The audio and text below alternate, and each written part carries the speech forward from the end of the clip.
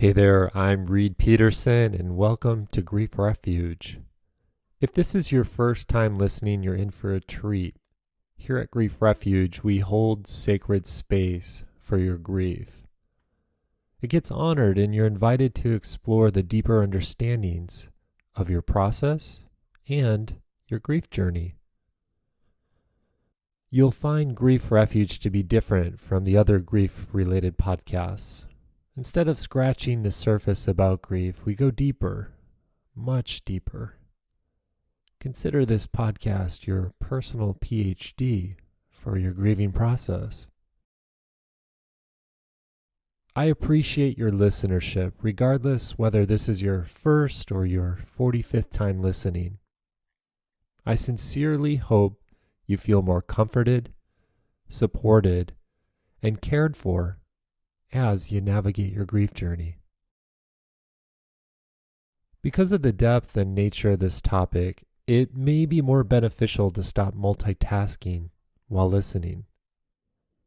Rather, I invite you to use this time for your personal self-care and reflection. Use this time to relax and use this time to allow your grief-related feelings to run their course. Use this time to mourn your loss. In addition to what you're about to hear next, I also invite you to download the Grief Refuge app. The Grief Refuge app has more stories, more reflections, and more insights for your personal healing and navigating grief. Just search for Grief Refuge on the App Store if you're an iPhone user, or on Google Play if you have an Android phone. All right, thanks. Let's move on to today's topic. It's important to talk to people from all areas of the country and the world about their grief. Grief is universal and yet so unique. Today, I'm sharing a conversation with Mia Mendoza from the Children's Grief Center of New Mexico. Initially, my hope was for Mia to educate us on the ways that children grieve and how adults can be more cognizant to recognizing their grief so that children can be more supported. We did address that, but what I found is that Mia did an excellent job of answering my questions that they're difficult to answer because grief is such a unique experience. So what I found is that this conversation is also about two caregivers who know grief quite well, and they've allowed it to guide them in the ways they help others. Our conversation taught me a lot about compassion, understanding pain and its connection to loss, and also about finding fun activities to do while grieving.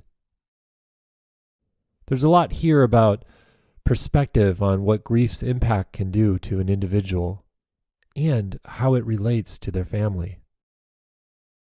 Thank you to Mia for her soulful wisdom and for sharing her love and compassion in the work she does. Enjoy the interview. Mia, as the program director, I'm very curious. What does grief mean to you? So I like to throw it back sometimes to people and ask them what they think about grief as encapsulating. And I think as a society, we tend to attribute grief to death, and that's it, right? And I think we also tend to attribute it as it happens in stages, right? And that it ends at some point and we move on. And all those things are completely false. And personally, I think that that's something that I was not aware of. And I held these false ideas for myself in my head for a long time. And so I think anybody in this field and in my position, we're going to approach grief as a normal reaction to a loss that is also completely expected and inevitable. We are all going to grieve, and it can't be any other way because we also are going to attach to one another and we're going to love. And because we do that, and it's this beautiful thing as humans that we do, we're also going to grieve. And so that's how I I define it as normal and expected and inevitable and not time delineated, and very much related to love, which makes it feel more normal, I think. That's very well said. I definitely resonate with your response. I like how you emphasized normal. It is a normal response. And it's so interesting that there is so many taboos, there's so many cliches, there's so many misconceptions. We'll maybe dive into that a little bit today, specifically with children, but I actually want to ask you, pre-interview, you said you're emphasizing some of your own self-care today. What's the focus? How come there's this need for your self-care? Oh my gosh. Well, thank you, Reed, for asking that. So I could answer this in so many ways. So I'm a social worker. That's what I went to school for. And my focus in social work is very much doing community work. I really wanted to work on what we call the macro level. But to do that, I know that as a woman, it's important to create boundaries and also model that we can be many things at once. We can be firm, we can be leaders, we can be innovative, we can be passionate and dedicated, but we can also come home to our families. We can take care of our own health and well-being. And as somebody that is now in a leadership position, and I have, staff that work for me and I'm leading a team, I want them to see that in order to do this, you have to take care of yourself. And so that's one piece in the bigger picture. The second picture is that we're all living in a pandemic right now, and we're all grieving. I don't understand how it would be possible for a person to not be grieving right now, because we've all lost something, if not people. And so it's tiring. We carry so much, and there's so much pain in what we do. There's also a lot of beauty and hope, but it's a Friday, and at the end of the day, and after this, I scheduled some time to just take a breather, walk my dog. And I've been trying to become more intentional with that for my well-being and the well-being of my family. Fantastic. I so appreciate you sharing that. Self-care is something that, if I had an underlying agenda to any of the work that I do, it would be to ramp up self-care, right? Yeah. I try to drop any expectations in supporting people that are grieving. It's mostly due to the philosophy that I fall under, which is a companioning philosophy. But at the same time, I often hear people judge themselves really harshly. And I also hear them be really hard on themselves. And then when I get to a better understanding of some of the activities that they do, I hear so much of what is reflected at them as like being harsh or critical or something continue to happen in their lifestyle. And I'm like, okay, let's fit in some self-care here. Let's honor some of the relaxation. Let's honor some of the self-love. Let's honor anything that can help us be more gentle and kind to ourselves. Exactly. And I think if I can just, I'm going to try not to get on a soapbox here, but I think we put a lot of pressure on people to self-care as this idea of, if you're exhausted and burning out, it's because you're not taking care of yourself. But I think we need to do a better job of taking care of each other, and creating environments in which being a human and being fragile is expected, right? And so I think in a community level, we have to be more forgiving of ourselves and each other. And I think we can shift the focus from self-care as this individual responsibility to a community responsibility, and certainly at an organizational level, right? Just caring for one another as humans a little better. And that's something that I've been thinking about in this work as well, especially working with grieving individuals and families. They'll talk a lot about the guilt that they feel for not being able to get everything done, not being able to do all the dishes and get all the housework done. And so, listening to this, there's this push for wanting them to feel more compassion for themselves. But I think we have to model that in everything we do, right? It starts at an individual level and a community level. So that's something that I've been thinking about a lot lately. Yeah, great reflection. I read a little bit of your bio and your passion, and it stated creating healthy communities. And I'm definitely hearing that in the words that you share. Thank you. So you're a program director at the Children's Grief Center of New Mexico. I know that in the line of work and grief-related support, it takes a special person, and oftentimes it's a calling to work in this field. I'm so curious if you have a bit of a story of how you found this position or the position found you. Yeah. So I figured you were going to ask me that question. And I find that my answer to that is sometimes rambly. So I thought about it a lot before talking to you today. So I've lived in New Mexico my whole life. I grew up in a really isolated space, a pretty radically isolated space. And I come from a very fractured family, which isn't an unusual story for a lot of people. But a lot of my family members, including my parents, were grieving. And it's something that they didn't talk about. And it caused this silence and this anger within my family that manifested in things like addiction and suicide. And I don't think I had an understanding of what that was for a long time. And I just knew that there was so much suffering and hurt and resentment. And I felt all this love towards people who were hurting so much and seemingly, just buried in all of their pain.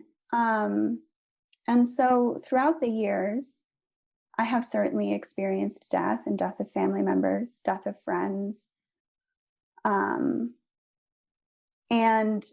I think that in my approach to this work, this calling comes from this understanding that we don't give people the ability to share what they're experiencing. We don't normalize suffering, and we don't normalize grief. And when we don't normalize it, it festers and it can leak out in this way into all these different things. And so as a social worker, I have done a lot of things. I've been a therapist.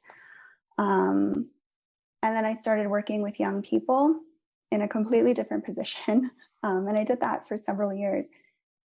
And all of the young people, almost every single one that I was working with, when they would apply for this program I was running, they would talk about a death that they had witnessed.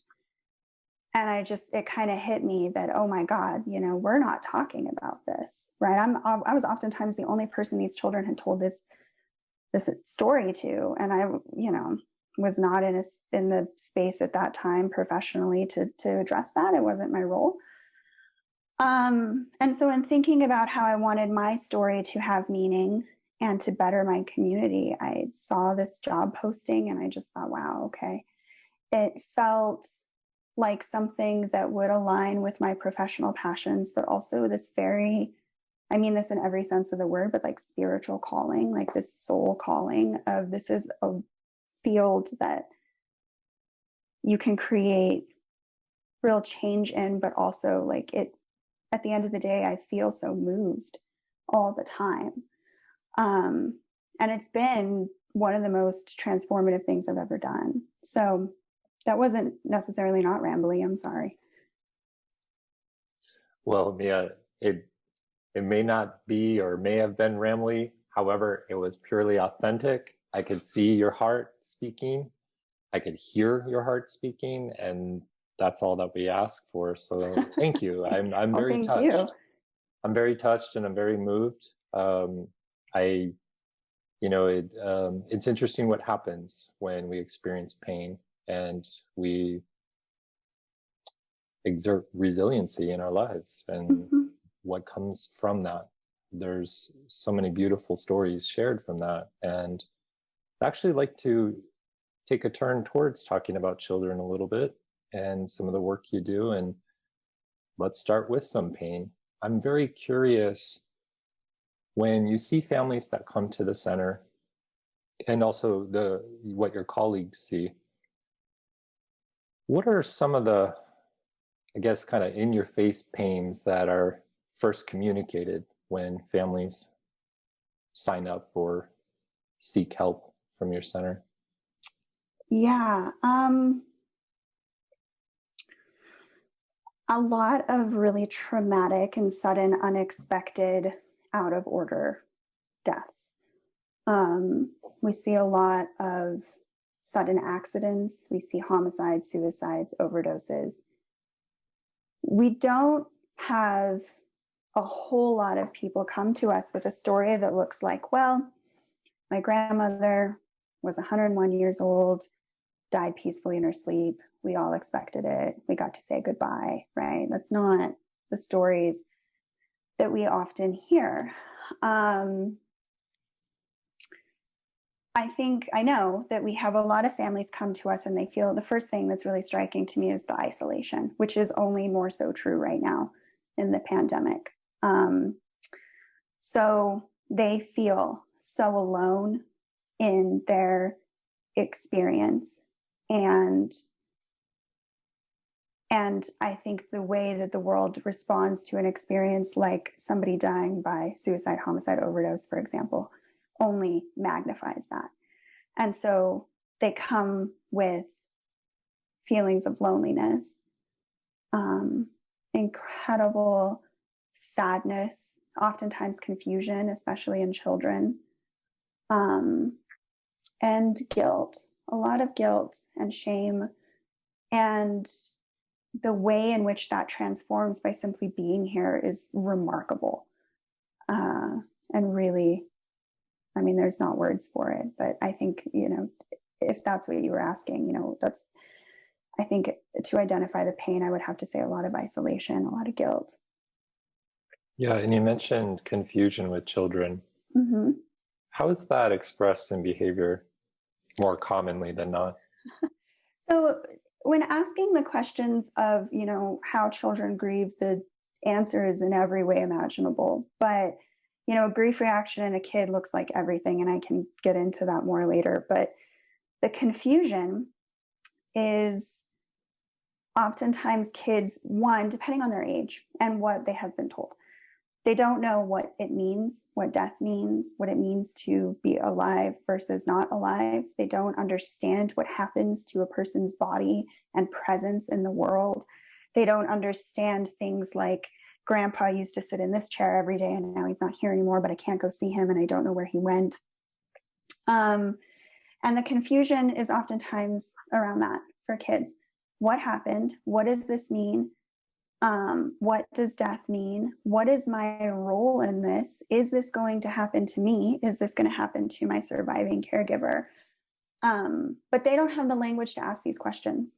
So the confusion looks like silence, looks like anger, quote unquote, acting out, regressions in behavior, bedwetting, thumb sucking, failing in school, getting in fights.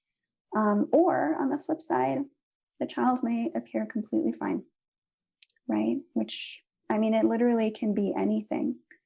But I think there's almost always confusion for young people. So, as a parent, if there's so many different ways that my child could behave, and knowing that, there's been a loss sometime in the recent past, how do I, as a parent, start thinking about maybe we need some support or some outside assistance? Mm-hmm. Do you hear stories from parents as far as like what kind of becomes their motivation? Yeah. Oh, all the Connect with time. you? Yeah, and the very first phone call that we have with the surviving adult, we'll ask them what they're seeing in their children, and oftentimes it's things like, it's either the kid may have not shown what we would think of as grief. So I hear, well, my child hasn't cried yet. Or they seem quote unquote totally fine, or they're crying all the time, or they're really afraid.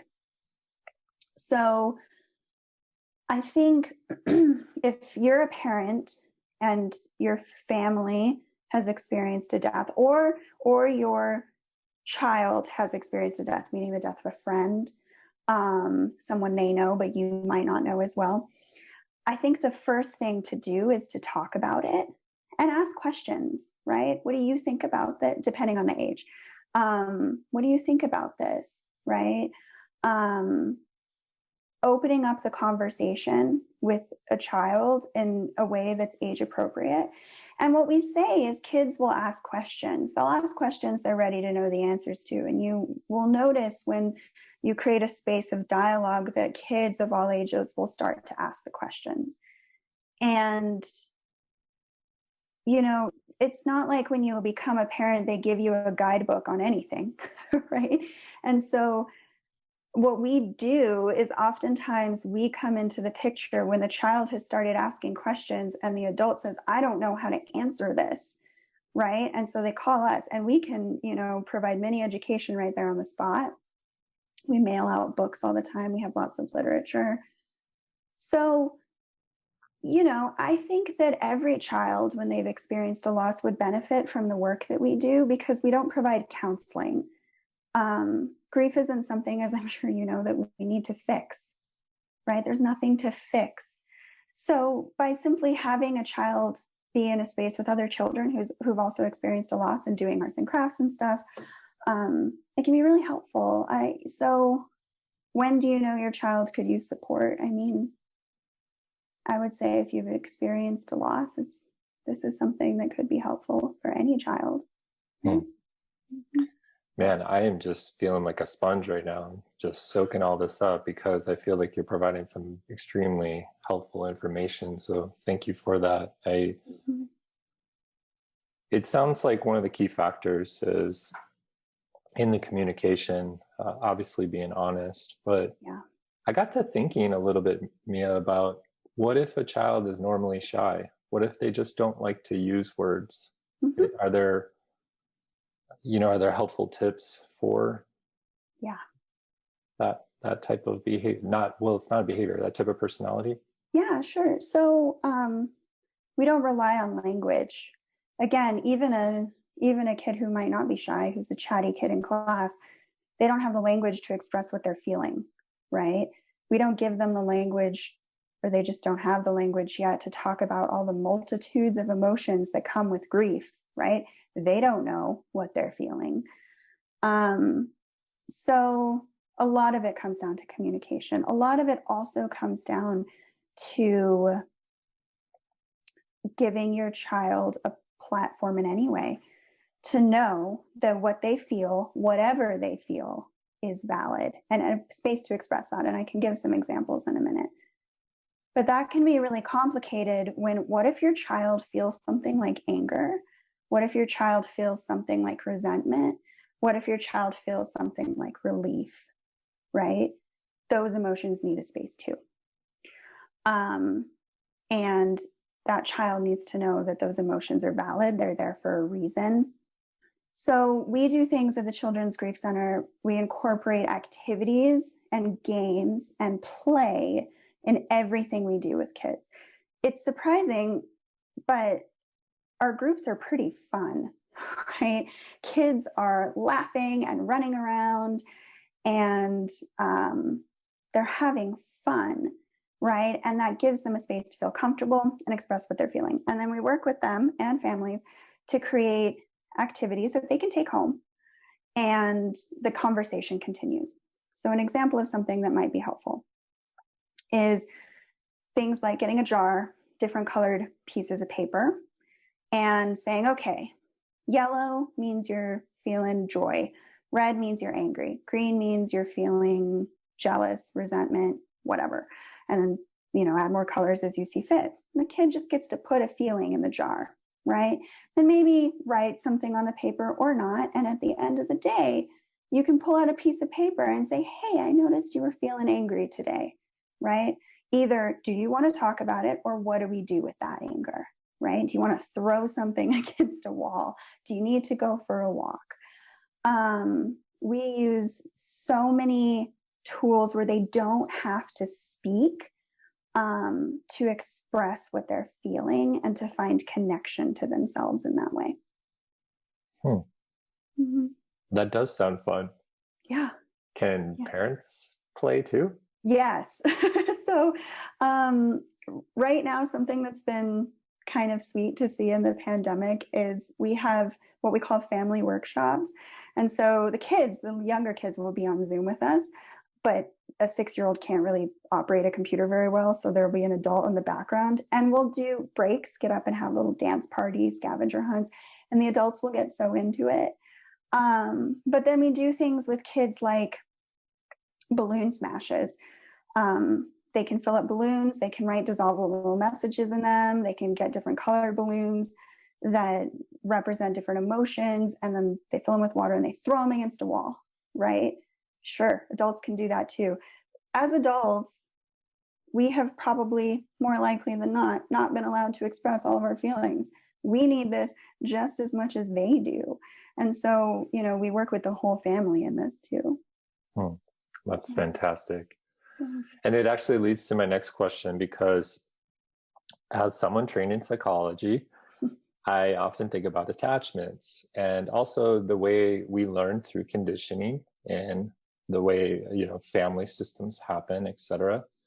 So where I'm going with this is I'm thinking about a parent who may have their own struggles or challenges in their grief process, and they're not communicating to the rest of their family members, whether it's spouse or child or whomever is in the household unit. They may be struggling themselves. So now a child is somewhat picking up on that. I'm wondering if you could speak to a little bit about parents who perhaps have these challenges in their own grief and how it impacts or affects their children through the process. Sure. It could impact a kid in so many different ways, but I want to start here. I talk to a lot of parents who say things like, well, I don't want my child to see me hurt. I don't want them to see me cry. I have to pretend everything's okay. I have to take them to school, to sports. I have to make sure dinner's still ready on time. I have to still be the adult here. I have to be the strong one. I don't want them to think that their world is falling apart. I don't want them to think that they have to worry about me. And as a parent, of course you want that. Of course you want to protect your child. That is our biological imperative, to protect our children. And the first thing that we would talk to parents about is the importance of your child seeing that you're struggling too, because they are. And it's important for that child to have a role model. And as a parent, you are the role model, and understand that people and adults can be fragile and they can hurt and they can cry, and it's normal and it's okay.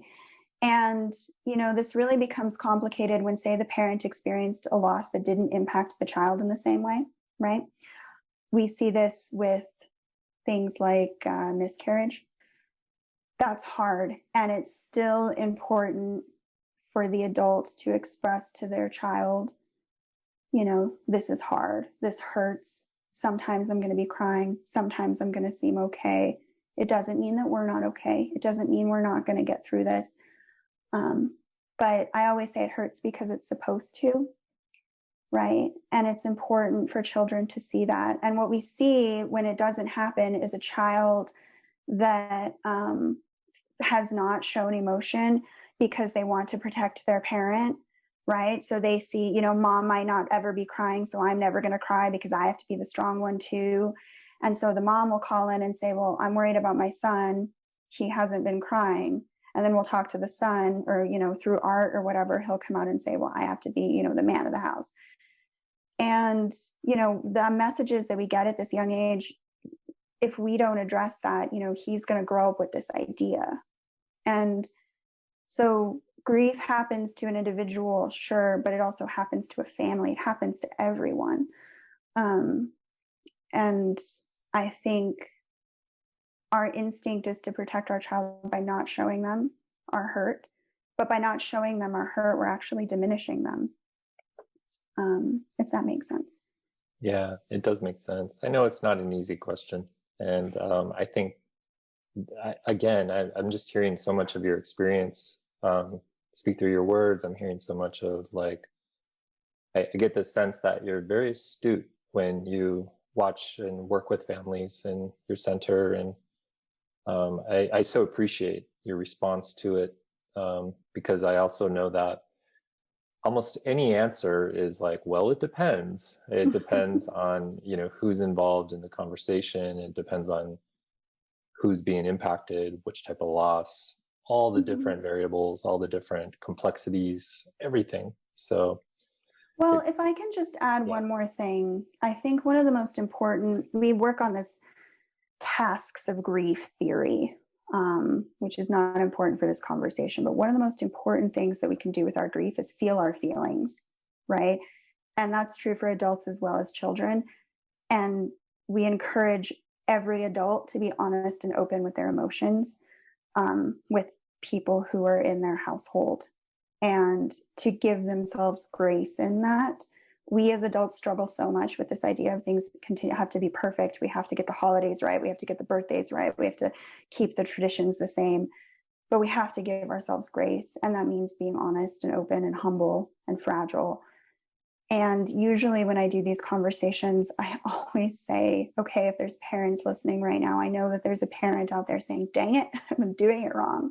Okay, no, you haven't.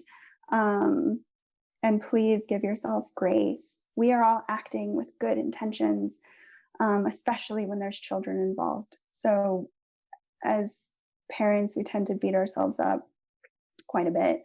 And I see that a lot too. Appreciate you saying that. Mm-hmm. So it's important to be honest. It's important to be truthful.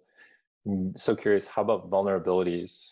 Is it important for parents to express vulnerabilities in their brokenness or feeling shattered in the face of grief or grief around any of their children? Yeah. And turn it into an opportunity to have a real honest and genuine conversation. And I know this feels impossible. And I have talked to so many parents, both personally and professionally, who lock themselves in the bathroom and turn on the shower, right? Just weeping, fix their face, go back out, make the macaroni and cheese. And, I think it's important to show vulnerability in everything we do. And, somebody trained in psychology, I think you know that too, right? That what we do to our young people when we don't show them what it means to be vulnerable, that leaves lasting impacts. And what better time to be vulnerable than when we're grieving? And it opens up the conversation that grief is normal, going back to the beginning of what we said, right? We want to hide something that's so normal from our children when they will inevitably feel it. Your child is going to lose someone someday. And they're going to think back to, okay, well, how did my adult handle this? I don't know. I didn't see them handle it. You're not giving them the example. And it's going to be clumsy and it's going to be awkward, but it's going to create beautiful conversations and growth. And you're giving your child tools to navigate what it means to be a human. And that connects with that honesty piece, which is so hard. There's so many components to what that means, but being honest and truthful and real is so hard. Well said. So appreciated. Well, we are coming back a little bit full circle to original conversation, and I think we'll get close to ending it there. But I'm actually very curious, coming back to you a little bit, Mia, in your role at the Children's Grief Center, what do you think your experience there has taught you? Like, what are your top 2 learnings about your role in grief? My role in grief. That's such a beautiful question. Nobody's ever asked me this.